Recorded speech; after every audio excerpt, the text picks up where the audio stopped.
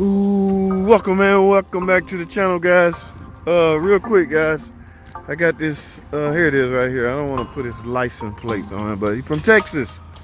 Yes, this souped up Challenger was towed in. I'm not saying it was towed in from Texas, but it was, ooh, I'm glad the door was unlocked. This would have been ugly if the door hadn't been unlocked. Now, what's going on, guys? No start. I think he lost the key. He's here in the state and misplaced his key, guys. When this happened, oh, you talking about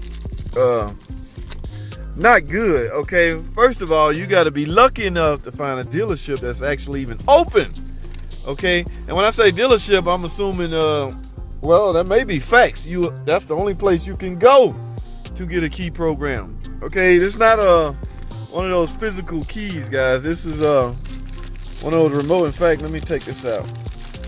They already cut me a insert and everything to get in. So if it was locked, I still would have been able to get in. But this is a brand new key. And it's not one of those with a blade. So you can't just go to Home Depot and get them to, it has to be programmed. You have some kind of little stop thing on it. But anyway, guys, yes, this could have been ugly. Thank goodness for Buddy, we are open. Okay, now what I have to do is program this. Okay, here's my scan tool. I'm gonna have to go, I'm gonna have to do this mobile. Let me plug this in.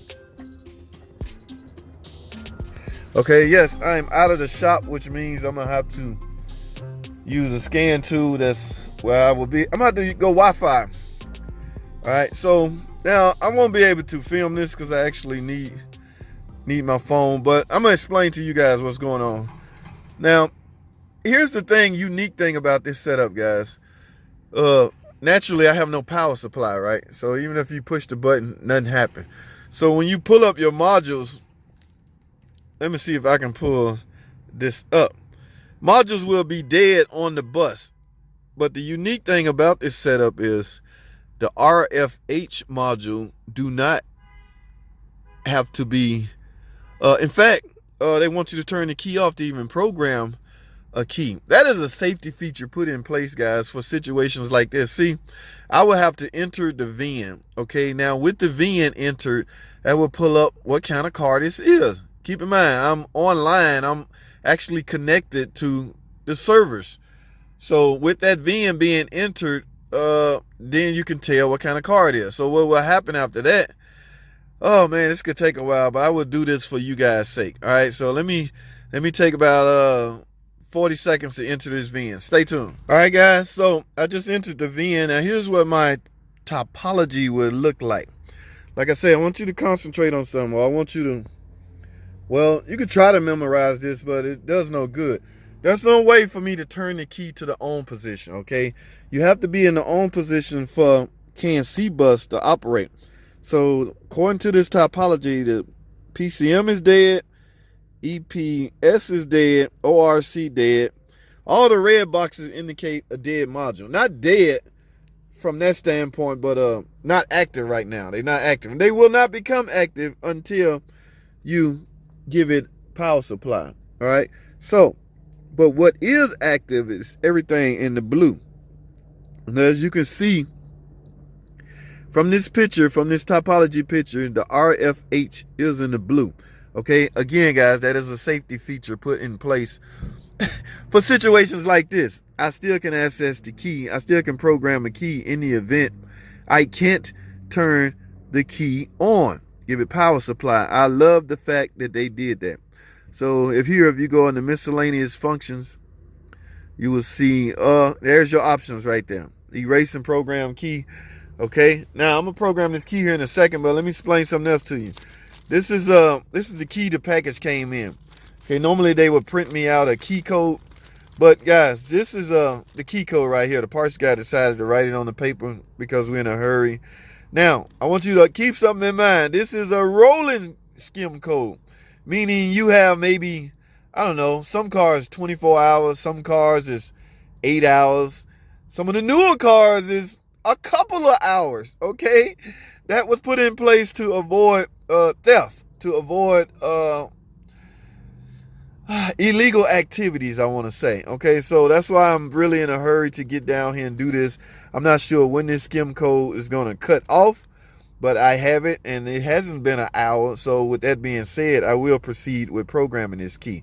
All right, so I have to get off my phone because I have to tie in somewhere else. So let me get this key program, guys, and stay tuned. I'll tell you what, stay tuned. I'll be right back. All right, guys, successful. It is successful. And y'all notice something about this car? Yes, this is look like a 6-speed, guys. 6-speed transmission. I know. So there's a clutch down there, brake pedal, and a gas pedal. All right, here we go. Oh, they got a little opening. Let's see. Yes. We're back in business, guys. So my buddy from Texas out of town, you, my friend, one lucky guy. This dealership is open and someone was here to do it. Now, everybody don't have this access, guys. Some of the guys, we don't even have a full staff here on a Saturday. Okay, so JT just happened to be in the building. JT is in the building, guys. So a lot of things you can get done once JT is in the building. All right. Oh, wow. This is not one of those push stop. So this is actually have a physical emergency brake. Cool.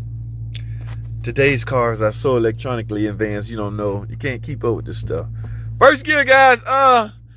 I'm done, guys. There's really no need for me to test drive it. In fact, I'm going to hold back my urge to test drive it, because when I test drive these high-powered cars, I get the tendency to want to press the gas a little harder than needed. All right? So, but I do want to verify that my programming worked.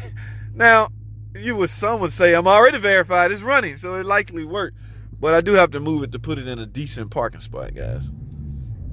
All right, so let's go this way. Hey, look at that. Look at that. Wow, that was a nice one right there. The SRT, guys. Y'all see that?